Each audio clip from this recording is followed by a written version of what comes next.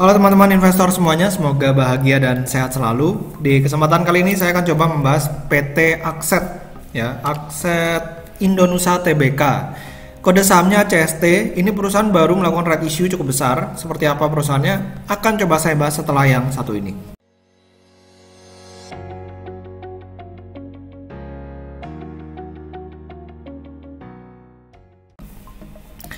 Nah, jadi ini saya ambil data dari Stockbit ya untuk Akset Indonesia Tbk-nya. Di sini ada berita dari Kontan bahwa perusahaan ini baru saja melakukan right issue sebanyak 5,72 miliar saham baru ya dengan harga pelaksanaan 262 per lembar sahamnya. Nah, di sini ditulis juga bahwa dilusi saham ini 89%. Jadi memang luar biasa banget, merugikan investor lama ya kan. Kalau misalnya mereka tidak melakukan atau tidak mengexercise hak mereka ikut serta dalam right issue ini. Jadi ya kalau misalnya nggak injek dana lagi ya otomatis dilusinya cukup besar 89%. Kenapa perusahaan perlu melakukan right issue ya kan? Kita bakal coba lihat dari Stockbit sini. Nah kalau misalnya kita lihat dari sisi annualnya, dari sisi cash flow ini sebenarnya udah mulai kelihatan nih bahwa perseroan ini dari tahun 2014 sampai tahun 2019 arus kas dari aktivitas operasinya itu negatif terus. Jadi dari bisnisnya si ACST itu nggak pernah menghasilkan arus kas operasi positif. Nah dari sini makanya mereka terus melakukan pinjem uang ya kan, 300 miliar, 1,4 triliun, 1,1 triliun, 476 miliar. Akhirnya nggak kuat juga ya kan, karena DER-nya itu naik terus. DER-nya naik terus, bayar bunga jalan terus ya kan. Kita juga akan lihat dari income statement. Di sini juga dari 2014 ya.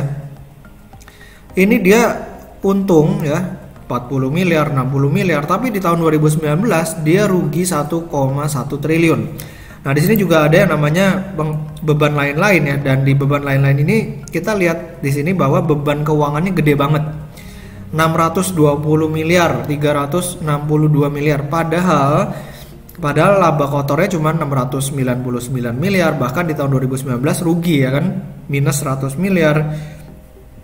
Di sini udah pertanda kurang gitu bagus. Ya karena pertanda kurang itu bagus, akhirnya perseroan memutuskan untuk right issue ya kan di tahun 2020 ini, apalagi ada yang namanya pandemi kan, mungkin sekalian.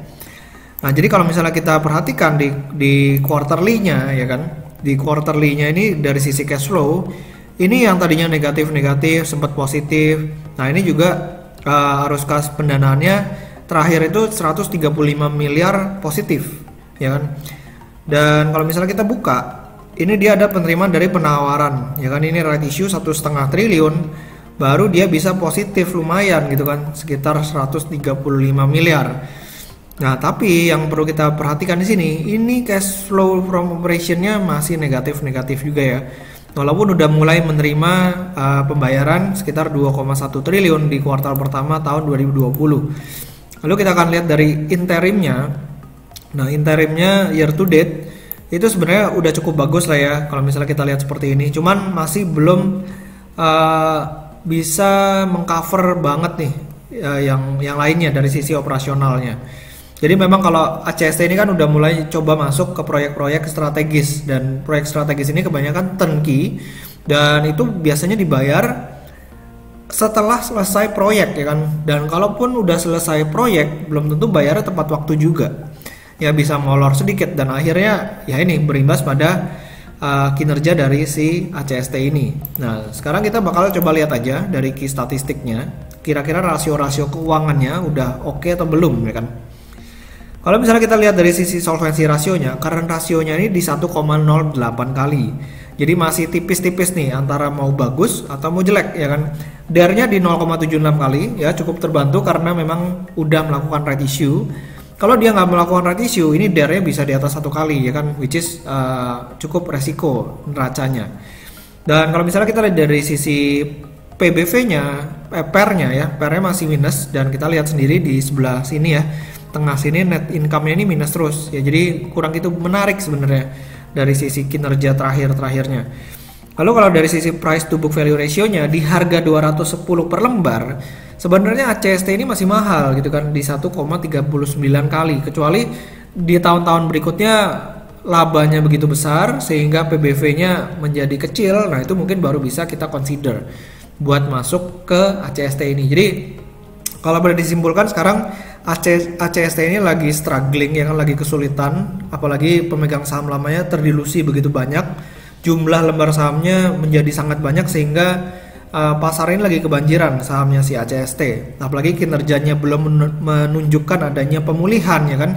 Jadi saham ini belum menarik sih untuk saat ini, apalagi harganya juga nggak murah-murah banget, masih di PBV 1,39 kali. Kalau misalnya kita bandingkan dengan perusahaan-perusahaan BUMN seperti Wika, Waskita, Adi ya kan, itu kebanyakan masih PBV-nya masih di bawah 1 kali. Nah, ini akan coba saya kasih lihat sekilas ya PBV emiten-emiten konstruksi BUMN yang ada di Indonesia itu kira-kira seperti apa.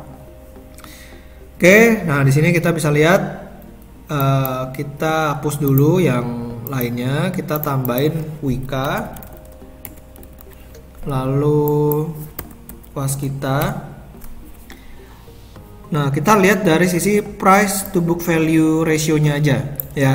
ACST 1,39, Wika 0,93 dan Waskita 0,86. Jadi mendingan cari yang lebih murah ya kan, apalagi sekarang ACST masih di tengah ketidakpastian apakah mereka berhasil pulih atau tidak. Jadi demikian dari saya tentang ACST, semoga video kali ini bermanfaat. Jangan lupa buat di subscribe YouTube channel saya dan juga follow Instagram saya di Pesan Saham. Sampai ketemu di video berikutnya, selamat berinvestasi.